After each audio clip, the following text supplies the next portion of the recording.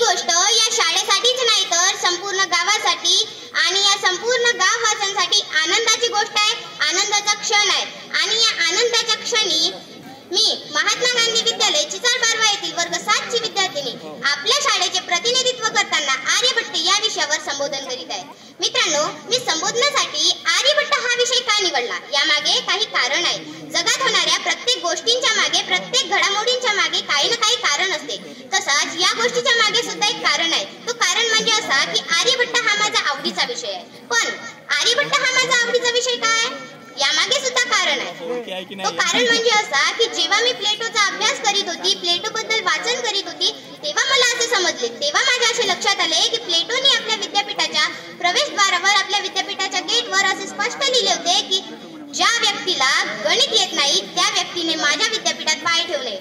याचाच अर्थ की गणिताला प्रत्येक क्षेत्रात महत्त्व आहे। आणि मी तुम्हाला सांगू इच्छिते की आर्यभट्ट हे सुद्धा एक गणित तज्ञ होते आणि म्हणून मी आपल्या संबोधनासाठी आर्यभट्ट हा विषय निवडला।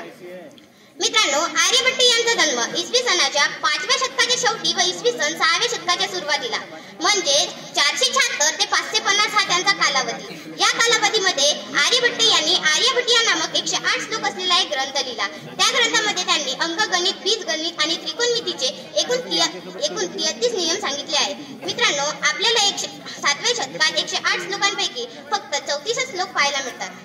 आपल्याला माहितच असेल ना की आर्यभट्ट यांनी शून्याचा शोध लावला, पण ती प्रेरणा त्यांना कुठून मिळाली? कुठून तरी मिळालीच असेल ना। तर ही जी प्रेरणा आहे ती प्राचीन भारताच्या इतिहासात नालंदा, तक्षशिला व विक्रमशिला नावाचे 3 असे बौद्धिस्ट विद्यापीठ अस्तित्वात होते असे दिसून येते। त्या विद्यापीठामध्ये माणसाने कशा प्रकारे विचार करावा याबद्दल व दुसऱ्या शतकात होऊन गेलेल्या भंते नागार्जुन यांच्या शून्यवादाबद्दल शिकवले जायचे। आणि याच शून्यवादातून प्रेरणा घेऊन आर्यभट्ट यांनी शून्याचा शोध लावून जगाला शून्याचे व गणिताचे महत्त्व पटवून दिले। ही एक बाजू झाली की आर्यभट्ट यांनी शून्याचा शोध लावला।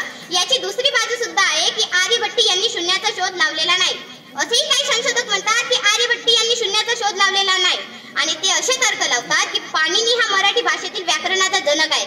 पाणिनी हा मराठी भाषेतील व्याकरणाचा जनक आहे आणि त्याने आपल्या अष्टाध्यायी व पिंगलशास्त्र ग्रंथात शून्य व दशाधारी म्हणजे दशक या शब्दांचे वर्णन केले आहे। आणि या वर्णनातून आपल्याला असे दिसून येते की 5व्या शतकाच्या आधी आर्यभट्ट यांच्या आधी सुद्धा शून्य ही संकल्पना चलनात होती, शून्य ही संकल्पना वापरात होती।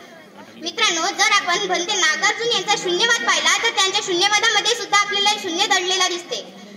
आणि हे सगळे पाहून आपल्याला असे स्पष्ट दिसून येते की शून्याचे नेमके जनक कोण यावर अधिक संशोधन करणे गरजेचे आहे। मी इथे बसलेल्या सर्वांना आव्हान करते की यावर अधिक संशोधन करावे। मित्रांनो, वेळ खूप कमी आहे म्हणून मी आपले संबोधन इथेच थांबवते। जय हिंद, जय भारत, जय संविधान, जय विज्ञान।